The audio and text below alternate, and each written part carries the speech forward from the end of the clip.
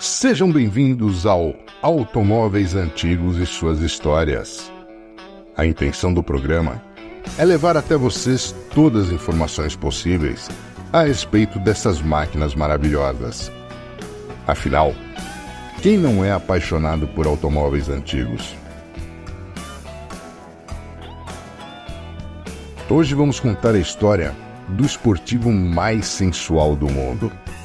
Estamos falando do Jaguar E-Type, uma verdadeira lenda sobre rodas. O Jaguar E-Type foi um daqueles modelos que, assim que apresentado ao público, entrou para a história do automóvel. Até porque, no Salão de Genebra de 1961, no momento em que foi exibido, Enzo Ferrari o classificou como o automóvel mais bonito do mundo.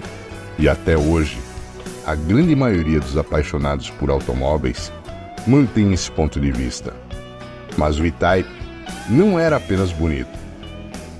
Sucessor do D-Type, que ganhou as 24 horas de Le Mans em 1955, 56 e 57, ele tinha muito de um carro de corrida. Mas era um carro de rua, relativamente fácil de dirigir e com um preço competitivo em relação aos concorrentes da época. Por isso, vendeu 70 mil unidades, um número muito significativo para um esportivo europeu, entre 1961 e 1974, quando saiu de cena com a chegada do XK8. Vamos lembrar um pouco da sua história. No início de março de 1961, esses novos modelos da Jaguar quase não chegaram a tempo da estreia no evento suíço, devido a alguns acontecimentos que são, de certa forma, marcantes e que hoje em dia fazem parte da história da marca britânica. A Jaguar decidiu antecipar a exibição de uma unidade do modelo coupé para algumas revistas de época com um tempo bastante curto. No entanto, alguns jornalistas mais espertalhões aproveitaram esta oportunidade para testar o veículo e até alcançar velocidades que, na altura, eram consideradas dignas de carros de corrida. Por esse motivo, enquanto os jornalistas testavam o E-Type, o chefão de relações públicas da marca, Bob Berry, percebeu que já tinha perdido a hora de transportar os carros para o Salão de Genebra, tomando a decisão de ser ele mesmo quem iria conduzir o automóvel para embarcar na balsa que iria partir para Dover. Mas a chuva e a neblina acompanharam a aventura até Reims, na França. Assim, atrasados para a apresentação oficial e na tentativa de recuperar o tempo perdido, Berry embarcou na mais louca viagem da sua vida. Quando chegou a Genebra, faltavam apenas 20 minutos para a apresentação do carro. Quase não houve tempo para que o E-Type fosse limpo e preparado para ser apresentado ao mundo. William Lyons, o presidente da Jaguar na época, disse: "Berry, pensei que você não ia chegar. Isso certamente custaria seu emprego." De acordo com Bob, esta foi a única viagem que ele fez sempre com o pedal do acelerador no fundo. História também confirmada pela Jaguar.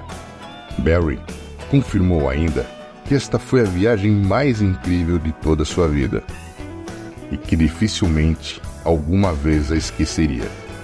Talvez a história mais emocionante fosse a de Norman Dewis, o piloto de testes da Jaguar, que estava ainda em Coventry com o E-Type conversível. Lyons não tinha planejado apresentar as duas versões em Genebra, talvez por não estar esperando uma reação tão positiva ao modelo. Mas a resposta dos jornalistas e do público ao coupé foi tão intensa que o fez mudar de ideia. William Lyons ligou a Dewis e disse: "Largue tudo o que está fazendo e traga o E-Type conversível para cá imediatamente."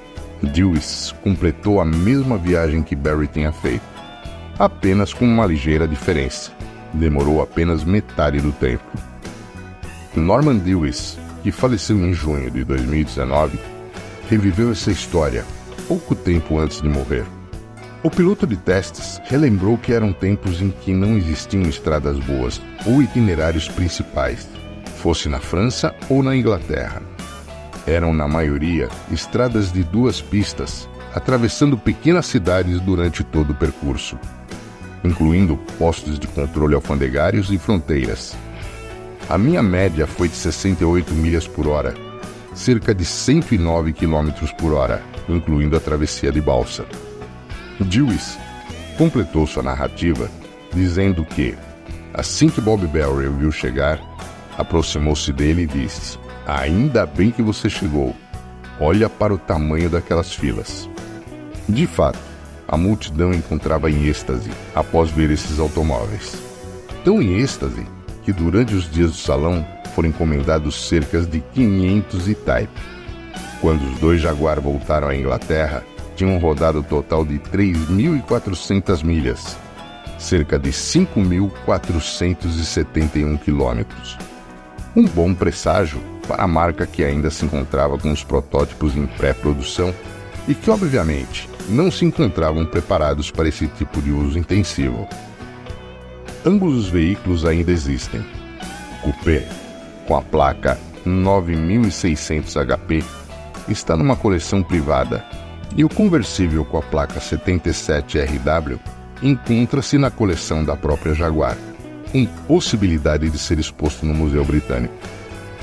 Se por algum motivo esses automóveis não tivessem chegado a Genebra há 62 anos atrás, teria sido uma situação embaraçosa para a marca, e certamente iria ter impacto enorme no entusiasmo dos novos clientes que a Jaguar precisava angariar. No fim das contas, o que interessa é que os carros chegaram ao destino e que histórias como estas ajudaram a dar início à produção do E-Type, um modelo que continuou sendo produzido durante 13 anos.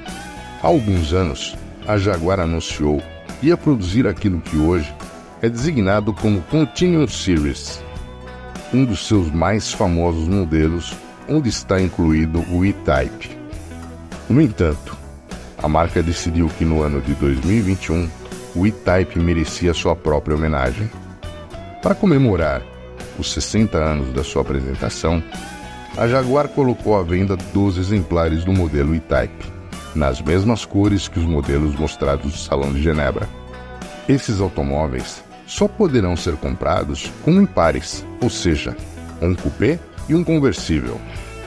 Ainda não foram anunciados os valores, mas estima-se que os preços base desta Continuation Series será na faixa dos $440 mil cada um. Existe algo especial sobre esses E-Type 60 Collection. Esses exemplares são E-Type da primeira geração, não réplicas. Foram reconstruídos totalmente e foram modernizados.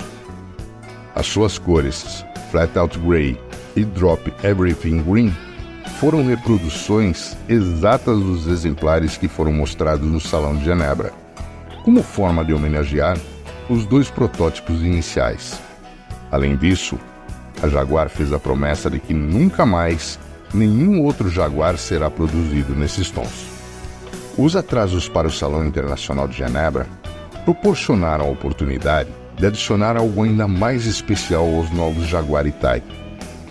Nos anos 60, o E-Type teve 2 motores, ambos de 6 cilindros em linha, com duplo comando de válvulas e 3 carburadores. O primeiro, usado entre 1961 e 1966, tinha 3,8 litros, 265 cavalos e 35,9 kg-força de torque. O outro, usado entre 1964 e 1971, tinha 4,2 litros, também 265 cavalos, mais 38,6 kg-força de torque.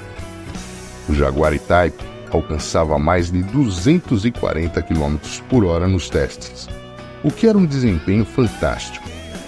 Em 1971, chegou o V12 5.3 de 272 cavalos.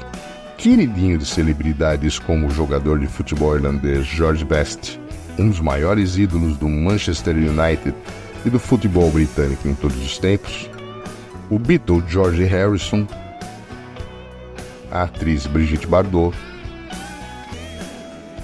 o ator Tony Curtis e o piloto ator Steve McQueen. Teve sua beleza definitivamente endossada pelo Museu de Arte Moderna de Nova York, o MoMA, onde está em exposição desde 1996. Essa foi a história do icônico Jaguar E-Type, um modelo jamais esquecido. Agradeço a todos vocês por terem ficado comigo até agora. Espero que tenham gostado do vídeo e da história. Caso vocês queiram conhecer a história de algum automóvel antigo, é só pedir nos comentários do canal. Por favor, deixem seus likes, inscrevam-se, compartilhem e toquem o sininho.